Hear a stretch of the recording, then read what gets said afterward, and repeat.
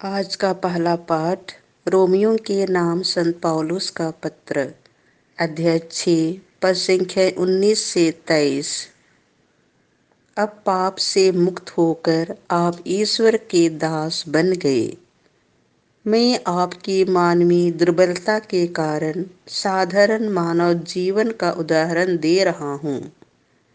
आप लोगों ने जिस तरह पहले अपने शरीर को अशुद्धता और अधर्म के अधीन किया था, जिससे वह दूषित हो गया था, उसी तरह अब आपको अपने शरीर को धार्मिकता के अधीन करना चाहिए, जिससे वह पवित्र हो जाए। क्योंकि जब आप पाप के दास थे, तो धार्मिकता के नियंत्रण से मुक्त थे।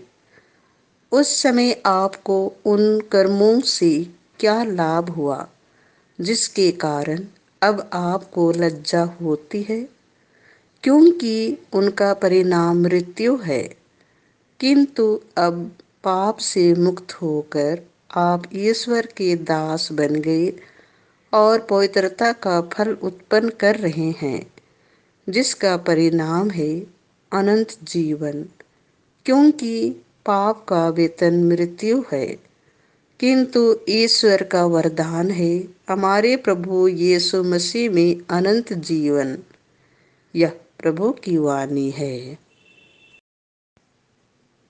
संत लूकस के अनुसार पवित्र सुसमाचार, अध्याय 12, पद संख्या 49 से 53।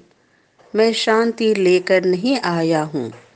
यीशु ने अपने शिष्यों से यह कहा, मैं पृथ्वी पर आग लेकर आया हूँ, और मेरी कितनी अभिलाषा है कि यह अभी धधक उठे। मुझे एक बपतिस्मा लेना है, और जब तक वह नहीं हो जाता, मैं कितना व्याकुल हूँ। क्या तुम लोग समझते हो कि मैं पृथ्वी पर शांति लेकर आया हूँ? मैं तुमसे कहता हूँ, ऐसा नहीं है। मैं फूट डालने आया हूँ। क्योंकि अब से यदि एक घर में 5 व्यक्ति होंगे, तो उनमें फूट होगी।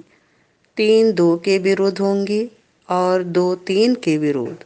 पिता अपने पुत्र के विरुद्ध होगा, और पुत्र अपने पिता के विरुद्ध। माता अपनी पुत्री के विरुद्ध होगी, और पुत्री अपनी माता के विरुद्ध। सास अपनी बहू के विरुद्ध होगी, और बहू अपनी सास के विरुद्ध। यह प्रभु का सुसमाचार है।